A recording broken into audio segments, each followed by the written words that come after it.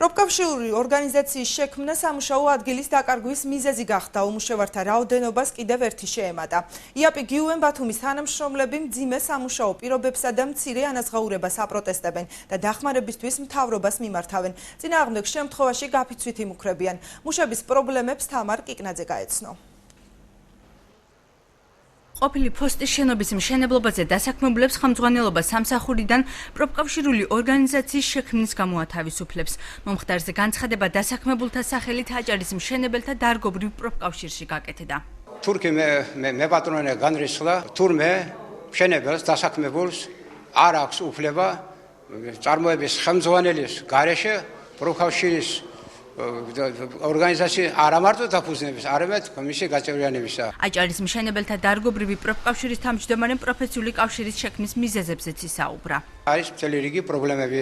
პირველ რიგში შრომისა და ტექნიკური უსაფრთხოების არანორმირებული სამუშაო დღეები, უქმე გამოსასვლელ და ზეგანაკეთებელ სამუშაოებზე არავითარი დამატებითი ანაზღაურება, დიდი პრობლემა არის კიდევ ხელფასის დაგვიანება.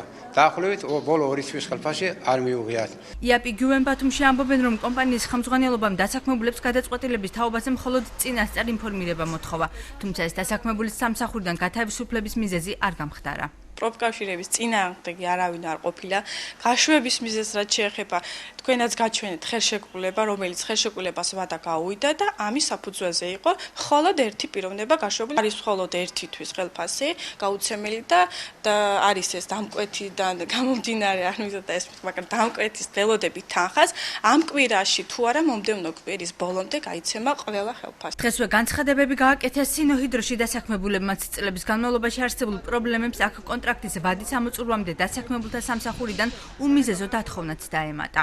უხეშად განათავისუფლეს ყველანაირი კანონის დარღვევების გარეშე, იქ მარტო ვადებს ერა საუბარი, იქ უხეში ადამიანის უფლებების დარღვევაზეა საუბარი. აჭარის პროფესიული კავშირების გაერთიანების ხელმძღვანელი ილია ვერძაძე ამბობს, რომ მდგომარეობის შესწავლის მიზნით წერილი საქართველოს მთავრობას გაეგზავნა და თუ კი მას რეაგირება არ მოჰყვება, პროტესტის უკიდურეს ზომას მიმართავენ. ჩვენი კანონმდებლობა და საერთაშორისო ნორმები ითვალისწინებენ ამ ნაბიჯებს, მაგრამ ეს ნაბიჯი ჩვენ ყველაფერი გავიარეთ და სამწუხაროდ კიდევ ვიმეორებ, ჩვენ მიგვიყვანეს იმ უკიდურეს ზომამდე, რომ ჩვენ უკვე ავლაპარაკდით იმ ბოლო შესაძლებლობებზე ამ კანონიდან გამომდინარე, რასაც ქვია პროტესტი, გაფიცვა და ასე შემდეგ. თუმცა არაერთხელ გავიფიცეთ სინოჰიდროში. რა თქმა უნდა, თქვენ გახსოვთ ჩვენი არაერთი გაფიცვების შემდეგ რაღაც თანხმობებზე ისინი მოდიან, წინააღმდეგ შემთხვევაში გაფიცვა არ დამთავრდებოდა, რომლებსაც სრულყოფილად აღარ ასრულებენ. ესეც ძალიან ცუდი თვისებაა ამ კონკრეტული დამსაქმებლის. აჭარის პროფესიული კავშირების გაერთიანებაში გაკეთებულ განცხადებებს მთავრობის თავმჯდომარეც გამოეხმაურა.